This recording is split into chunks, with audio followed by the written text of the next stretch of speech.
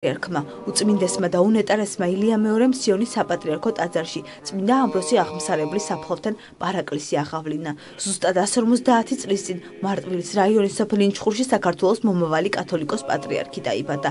იგი დაუღალავად იბრძოდა საქართველოს ავტოკეფალიის აღდგენისთვის, რის გამოც რუსეთში იქნა გადასახლებული. წმინდა ამბროსი აღმსარებელი 1921-27 წლებში უმძიმეს პოლიტიკურ სიტუაციაში მართავდა საპატრიარქო ტახტს. სრულიად საქართველოს კათოლიკოს პატრიარქმა უწმინდესმა და უნეტარესმა ილია მეორემ ქადაგებაში წმინდა ამბროსი ხელაიასა და წმინდა გრიგოლ ხანძთელის ხვაწლზე ისაუბრა. დღევანდელ დღეს საქართველოს მართლმადიდებელი ეკლესია წმინდა გრიგოლ ხანძთელის ხსენების დღეს აღნიშნავს. რომელმაც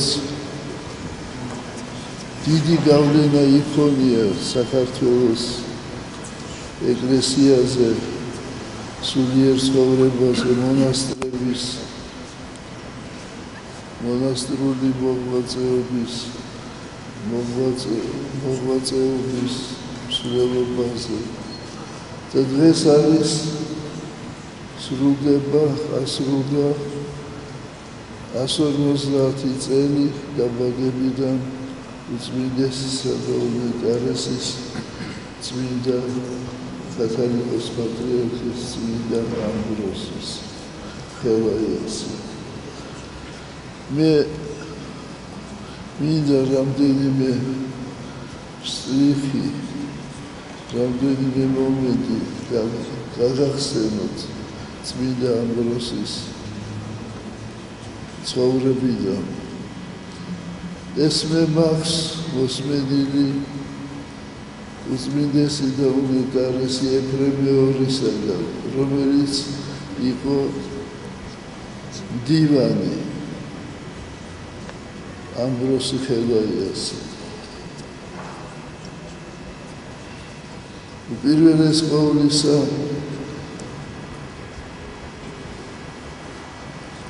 წმინდესი და უნეტარესი ამბროსი ხელაია იყო უდიდესი პიროვნება თავისი განათლებით. მას ჰქონდა დამთავრებული სასულიერო აკადემია და სემინარია და აკადემია. იგი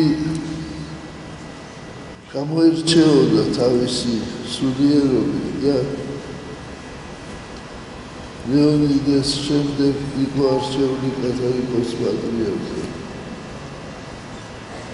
უნდა ითქვას, რომ ძალიან მძიმე პერიოდი შეხვდა მას. ეს იყო ის დრო, როცა წითელი არმია საბჭოთა კავშირის რუსეთის შემოიჭრა საქართველოში და უწმინდესმა გაგზავნა გერმანიის კონფერენციაზე თავისი პროტესტი, მემორანდუმი, სადაც აღნიშნავდა, რომ ეს არიან დამპყრობელები და თხოვობდა დახმარებას. ამის გამო უწმინდესი დააპატიმრეს და იმყოფებოდა მეტეხის ციხეში. დააპატიმრეს თითქმის მთელი სინოდი. და აი ამ საპატრიარქოს შენობაში, სადაც ახლა მე ვარ, მხოლოდ ერთი დივანი დარჩა, მღვდელმონაზონი ეფრემ სიგამონიძე, რომელიც შემდეგ გახდა პატრიარქი. მას მიუსაჯეს დახვრეტა და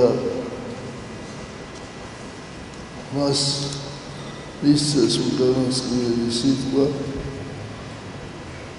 მათ ეგონა, რომ ამბროსი ხელაია დაიწყებდა თხოვნას, რომ შემიძლიათ მაპატიეთ, მაგრამ მან თქვა ისტორიული სიტყვები. ჩემი სული ეკუთვნის ღმერთს, გული საქართველოს და ამ სხეულს, რაც გილდათ ის უქერით. მაგრამ მთელი ქართველი ხალხი აღდგა მის დასაცავად და ეს დახვრეტა შეუცვალეს პატიმრობით. და ძალიან დაუძულდა ციხეში, აქ იყო რაღაც პარტიული სხდომა, რომელსაც ესწრებოდა კალინინი და მისი ბრძანებით ის ამბროსი ხელაია გამოუშვეს ციხიდან. და უწმიდესი ეფრემ მეორე იხსენებდა, რომ როცა ადამიანი შემოდიოდაო ეზოში, მე ვიყურებოდიო აივნიდან ჩემ წასაყვანად ხო არ მოიდებო და შემოიდაო ფაიტონიო და ფაიტონიდან გადმოვიდა პატრიარქი. და მე დავიქეციო და შევხვდიო და ხუმრობით უცხარიო, უწმიდესო, ხო არ გამოიქეციო ციხიდან?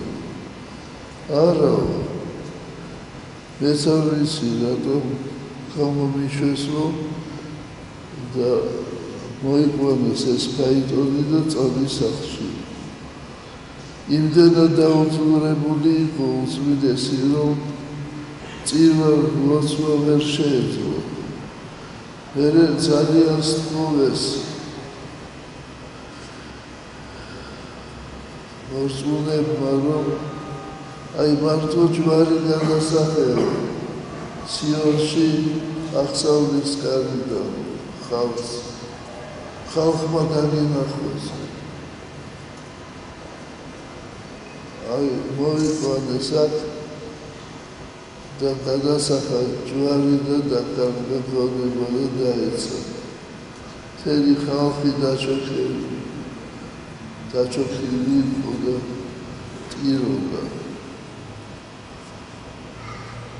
მან გამოიარა ესეთი დიდი განსაცდელი იმითაც, რომ მთავრობა ცდილობდა, რომ დაპირისპირებულიყო სამღვდელოება და ჩამოვიდა ქუთაისიდან დავით კაჭახიძე და სხვა სასულიერო და საერო პირები და შესთავაზეს უწმინდეს, რომ გადამდგარიყო საპატრიარქო ტახტიდან. იმიტომ, რომ შეერის გამო იდევნება ეკლესიაო და სამღვდელოება.